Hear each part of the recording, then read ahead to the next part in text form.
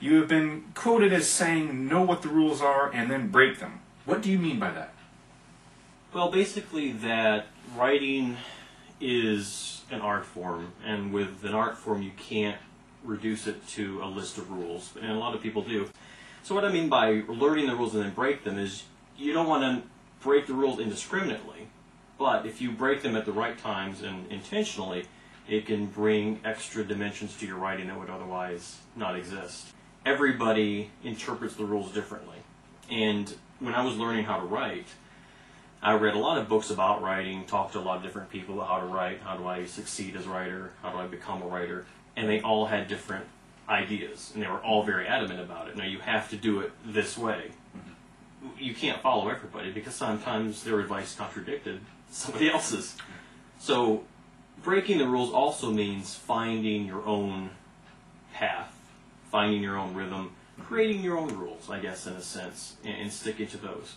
Not doing it just to be different, because that doesn't really work, but doing it with a purpose in mind and doing it intentionally can really make your work stand out from the pack. Do you think that the writers who do stick with the rules, not as successful as maybe getting a product out there as someone who does break the rules? I think it plays a part in it. I'm not saying that if you are a stickler for the rules that you're never going to see a measure of success. You know, I can't say that. But if you look at some of the most successful books, some of the most successful writers and artists and what have you, they are the ones who were pioneers in their own way, came up with a new idea that a lot of people probably at the time thought was stupid. Well, that'll never work, that's crazy. And it ended up actually revolutionizing an industry sometimes. Sure.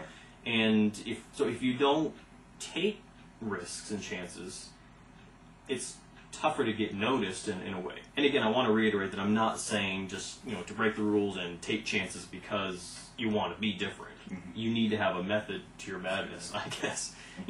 Otherwise it just gets foolish. Sure. But being a visionary, thinking outside the box, and not confining yourself to what the consensus and popular opinion may be, I think is very important in any form. Now, if somebody wants to try, they want to be a writer, but maybe some people might not have that creative side to them. You think it's worthwhile that they kind of get an idea of how they can write best, where they best write? Yeah, I do think that's important, Chris, because not everybody's good at the same thing. And it's not a bad thing. Some people are better at writing fiction. Some people are better at certain genres of fiction. I know people who can write mysteries, but they can't write anything else. But they're really good at mysteries. Sure. And there's nothing wrong with that. Just write mysteries if that's what you want to do. Find what you're best at and stick with that. If you have to experiment around a little bit, do that. And if you try to do something and it doesn't work out, it's I don't think it's really that big of a deal. Yeah. And it doesn't really say anything about you as a writer. It just means that we all have our certain talents and certain things we're better at, and just finding your niche, sticking with it, and succeeding there is your goal, I think. Are you satisfied with the way it seems to be going with this sequel? Right. Yeah, I think I'm satisfied with it. I mean, I like it a lot, and the only reason I hesitate a little is because it's so different from the first one.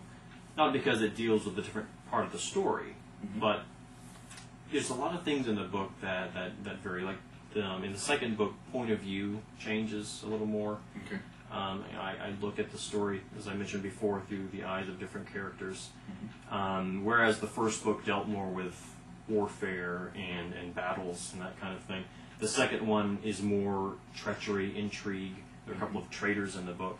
So there's a different feel to it. It does continue where the first book left off, but in a different way, if that makes any sense. Yeah. And of course, everybody will have to buy the book to find out. Well, not without giving it too much away, though. Did you add any bring some new characters in, or I know you picked up the first one, but it's probably, as far as characters go, half and half. Okay. Half new, and half old. Very good. There are a lot of characters that make another appearance, but there are a lot of characters who don't. And there are a couple that I wanted to bring in that they just never did. They didn't. They refused to appear. But nonetheless, very exciting. Very exciting for this. Is there something personal You wrote into Max's character. I guess kind of Max is how I, if not really saw myself, but maybe envisioned myself as a boy of his age. You know, how you have your imagination, you pretending you're doing all these things. So, yeah, Max does some of the things that I pretended and imagined doing at that age, at 13, and I was building my own castles and defending my own kingdom.